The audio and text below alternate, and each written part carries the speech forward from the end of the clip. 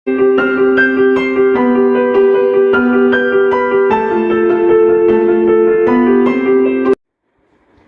हम आप लोगों को एक योग साधना में एक नया रिसर्च निकाला है जो बहुत सरल चीज़ है और बहुत ही मजबूती वाला आसन है। और इसका अभ्यास हम जब 8-10 घंटे योग करते थे फिर भी कमज़ोर थे, तो मैंने कहा ये कमज़ोर क्यों है, इतना 8-10 घंटे योग कर रहे हैं। फिर मैंने एक रिसर्च निकाला जो उसके माध्यम से पहले हम 50 स्टेप दौड़ते थे। अगर इस प्रकार से 50 स्टेप दौड़ते थे तो मुझे थकान लगती थी, हाथ पैर में दर्द होता था। ठीक है, फिर इसका अभ्यास करते करते मैंने इसका अभ्यास शुरू, केवल इतना दौड़ना, हल्के से, बिल्कुल हल्के से, ढीला, पूरा शरीर ढीला, इस प्रकार से। एड़ी उठी रहेगी पंजे के बल, थोड़ी सी एड़ी कम लगेगी लेकिन मेन पंजे के बल आपको इस प्रकार से धीमे धीमे। कितना, अब हम इसको 10,000 स्टेप दौड़ लेते हैं तो मुझे कुछ भी नहीं लगता कि हम दौड़े। हम 10,000 स्टेप दौड़ करके इसको देख चुके हैं और कोई ना थकान ना कोई दर्द। लेकिन अभी आपको 50 स्टेप 100 स्टेप ही आप प्रथम दिन से स्टार्ट करिए। और जिनको घुटने में दर्द है वो इसको नहीं करेंगे, उनको दौड़ना ये वर्जित है। जिनको घुटने में दर्द है हाथ को ऐसे उठाइए ऊपर, बिल्कुल आराम दौड़िए, कोई ताकत लगाने की जरूरत नहीं है। योग में ताकत लगाने की जरूरत नहीं। योग में अगर ताकत लगाएंगे तो आपको एनर्जी प्राप्त नहीं होती, आपको एनर्जी खर्च होती। योग में कोई ताकत नहीं लगती। और हाथ को ऐसे रख लिया कमर पे, ये पेट खींचे रखेंगे, ये आवश्यक है। अगर आप पेट नहीं खींचेंगे तो पेट ढीला हो जाएगा, तो पेट के ऊपर फैट आने लगेगा। ये भी ध्यान रखना, पेट खींचे रखना। पेट खींचेंगे तो आपको मेहनत पड़ेगी थोड़ी, मुंह से श्वास को बाहर फेंकते रहेंगे, जिससे कि ऑक्सीजन आपको अच्छे ढंग से पूरे शरीर में सप्लाई मिले। ऑक्सीजन की कमी के कारण कोई भी रोग होते हैं, दुनिया में जितने रोग हैं ऑक्सीजन के अभाव के कारण। आपको कम से कम ऑक्सीजन में आपका शरीर काम करता रहेगा। ये नहीं बहुत ऑक्सीजन मिले, बहुत जरूरत हो, वो भी आवश्यक नहीं। जहां पर धुआं धूल नहीं उड़ रहा हो वहां पे ये खड़े होकर करना है। ये अलग बात है, जो लोग हमेशा बाहर फील्ड में करते हैं एक्सरसाइज, उनके लिए अलग बात है। वैसे जनरल में आप जहाँ धूल और धुआं नहीं उड़ रहा हो वहाँ पर एक करें इस प्रकार से। हाथ को ऐसे रखें,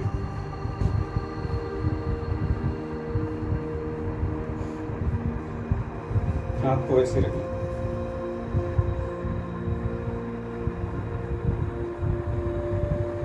हाथ को ऐसे रखें।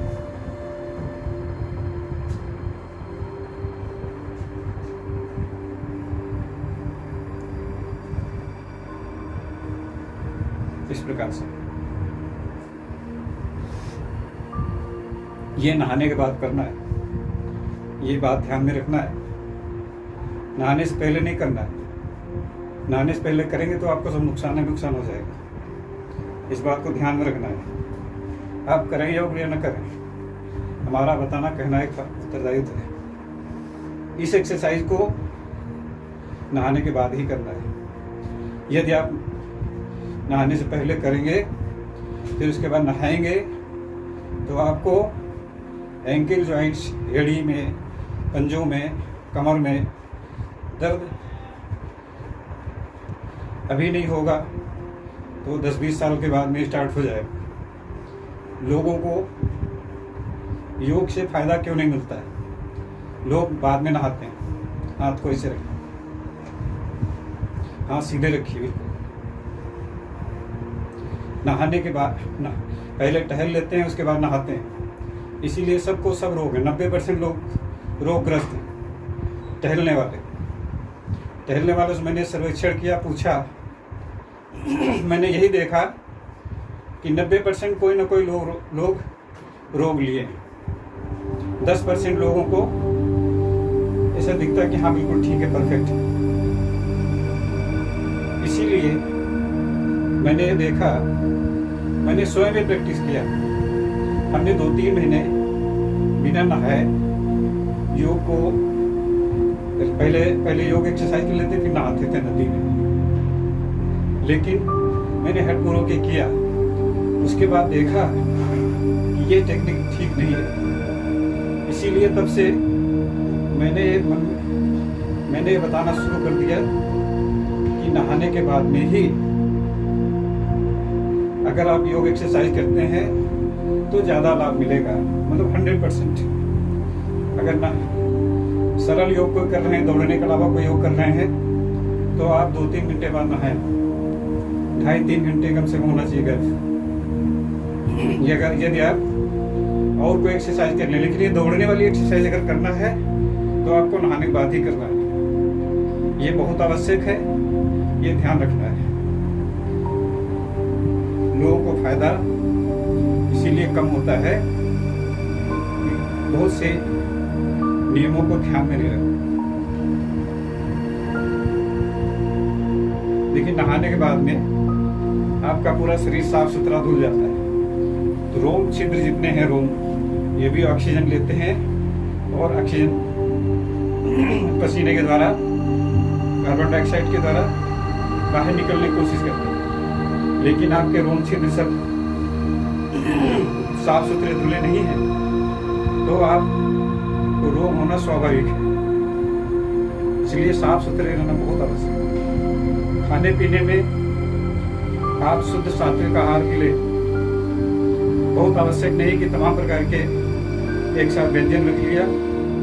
उसको खाने वाले भी बहुत लोग रोगग्रस्त हो गए कि हम इतना अच्छा खाते हैं फिर क्यों रोग है। कितना भी अच्छा खाओ लेकिन आपको रोग हो सकता है। अगर आप योग इस प्रकार से एक्सरसाइज करते हैं, अर्थात आप थोड़ा सा भी कुछ खाएंगे तो आपको वो पूरी एनर्जी मिलती रहेगी। ऐसा हमने अभ्यास उस समय भी किया जब हम योग साधना का अभ्यास प्रैक्टिस कर रहे थे, ट्रेनिंग कर रहे थे।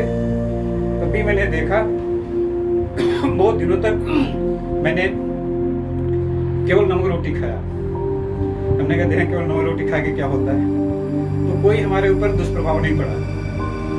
सब कुछ होते हुए भी हमने ऐसा खाया, सरसों तेल नमक रोटी खाया, तो कोई भी उससे हमें कमजोरी या ऐसा कुछ नहीं लगा।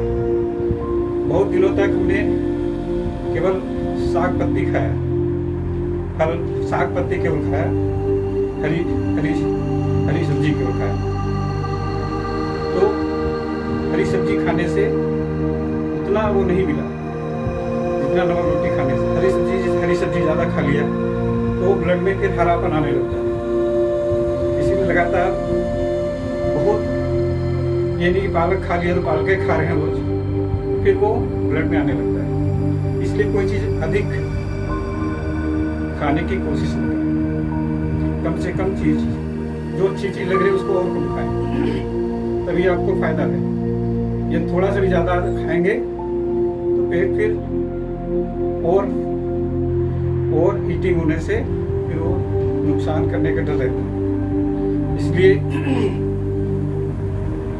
क्योंकि शरीर आपका स्वस्थ होगा तो आप कोई भी चीज़ ज़्यादा खाएंगे नहीं।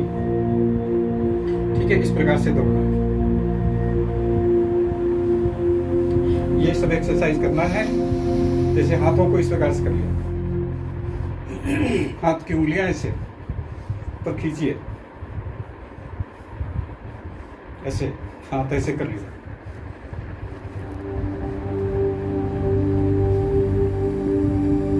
इस प्रकार से अगर दौड़ते हैं आप तो आपको कई किलोमीटर तक दौड़ने की एक पावर बढ़ जाती है। पैदल चलने की क्षमता अच्छी रहती है, कभी आपको थकान महसूस नहीं होगी। इसलिए इस प्रकार से अभ्यास करेंगे, आपको निश्चित रूप से फायदा मिलेगा। लेकिन जिनको किसी प्रकार के पैर में दिक्कत है, लेकिन जिनको एड़ी में दर्द है वो लोग इसको कर सकते हैं, लेकिन उनको घुटने में दर्द नहीं होना चाहिए।